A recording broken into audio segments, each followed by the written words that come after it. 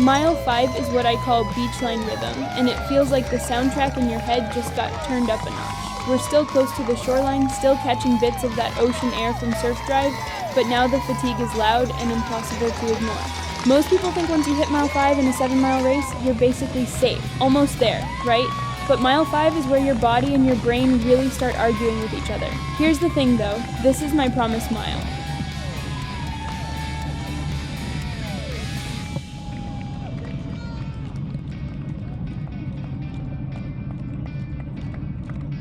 This is where I find out if all the things I said in training, I'll keep my form when I'm tired, I won't quit on myself, I'll stay brave when it hurts, were just nice words or actual promises.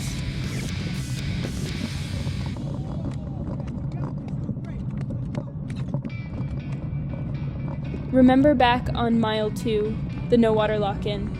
When I realized my hydration system had failed and I'd be racing the rest of Falmouth with no water at all.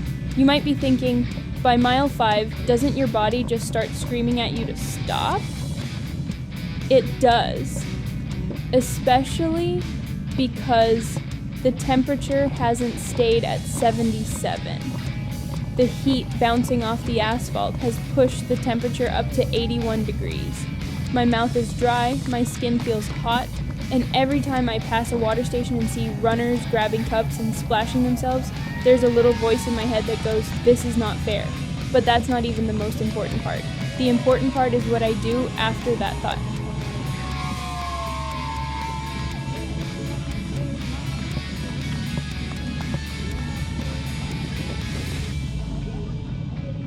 Instead of letting "this isn't fair" become my story, I flip it into a no water standard. If I can stay strong here at 81 degrees without the thing everyone else is counting on, imagine how strong I'll be when everything does go right. This is where Beachline Rhythm really matters. I can't afford wild surges or lazy drifting, so I pick a steady cadence, push, push, push, quick reset, and commit to it. Not if it feels good, but even when it doesn't.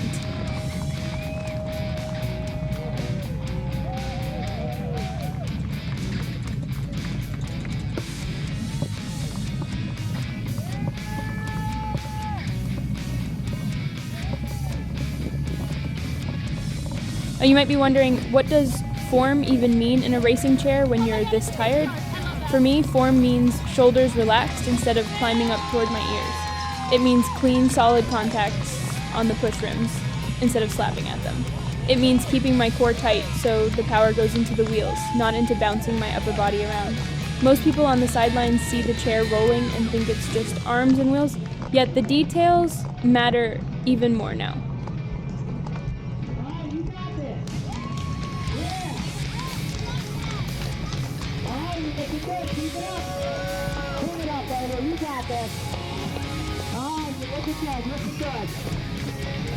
If I let my form fall apart on this mile, I leak energy I absolutely cannot spare.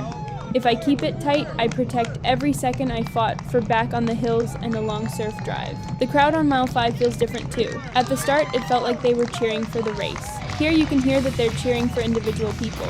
You hear, "Come on, you've got this. Don't you dare stop now. You're so strong." It's less about spectacle and more about belief. I use those voices as mini checkpoints.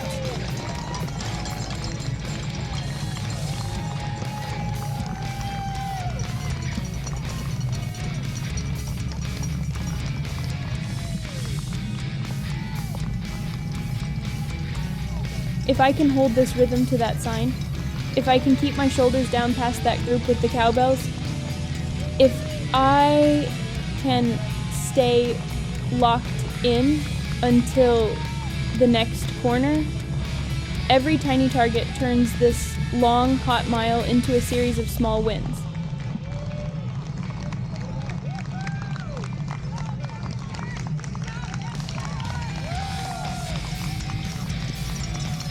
Now, if you're watching this, you might be thinking, with everything going wrong, no water, 81 degree heat, wouldn't easing up a little be the smart choice?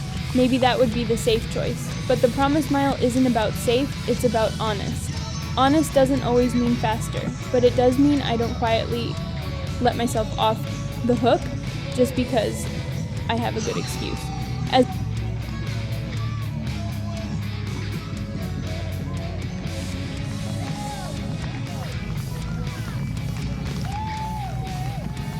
mile 5 goes on, something subtle shifts in the course. We start to angle away from the pure beach view and more toward town near Shore Street. The breeze changes, the landmarks change, and you can almost feel the race pulling you toward its final act. And here's the thing I remind myself as we close in on the mile 5 marker: you didn't survive the start hill, the no water shock, the tree rollers, and the surf drive heat just to let mile 5 be where you check out. By the time I roll past the mile 5 sign, my lungs are working hard, my arms are cooked, and my tongue still feels like sandpaper. Yet, my promise is intact. I stayed in Beachline Rhythm, I honored the promise mile, and I've carried myself to the edge of the final tests. Next up is mile 6, harbor switchback / decision mile, where the course starts turning and twisting around the harbor, and the question stops being, can you? And becomes, who are you going to be when it really counts?